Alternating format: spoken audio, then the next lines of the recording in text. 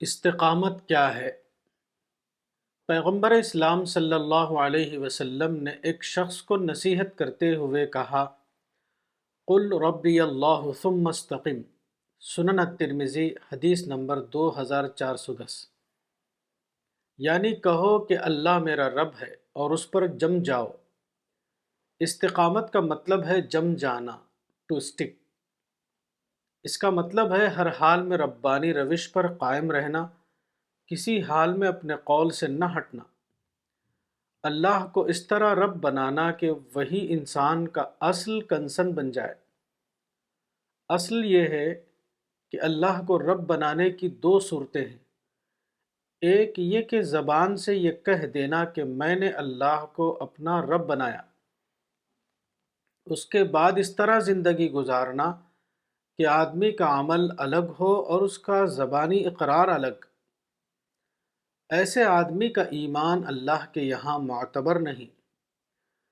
دوسری صورت یہ ہے کہ آدمی اللہ کو اس طرح اپنا رب بنائے کہ وہی اس کی زندگی کا مشن بن جائے، وہ اس کے مطابق سوچے، اس کے صبح و شام اس کے مطابق گزرے، وہ اسی کے مطابق اپنی زندگی کی منصوبہ بندی کرے، وہ اسی کا عامل اور اس کا داعی بن جائے، وہ اپنے آپ کو پوری طرح اس میں شامل یعنی انوالو کر دے۔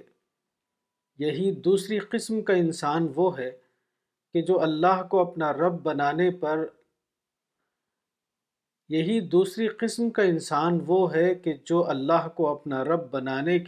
اس پر قائم ہو جائے۔ استقامت ایک فطری حقیقت ہے۔ ہر انسان اپنی دنیا کے معاملے میں استقامت کا طریقہ اختیار کرتا ہے۔ دنیا میں جو شخص اپنے معاملے میں استقامت کا طریقہ اختیار کرے وہ کامیاب ہوتا ہے، اور جو شخص دنیا میں استقامت کا طریقہ اختیار نہ کرے وہ ناکام ہو کر رہ جاتا ہے۔ استقامت کا یہی طریقہ آخرت کے معاملے میں بھی مومن کو اختیار کرنا ہے۔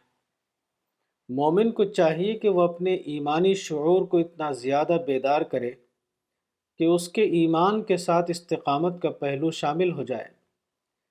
ایمان اگر شعوری اقرار ہے تو استقامت ایک شعوری عمل ہے۔ ایمان اور استقامت دونوں کے لیے شعوری بیداری لازمی طور پر ضروری ہے۔ الرسالہ، فروری 2017، مولانا وحید الدین خان، صفحہ نمبر 4۔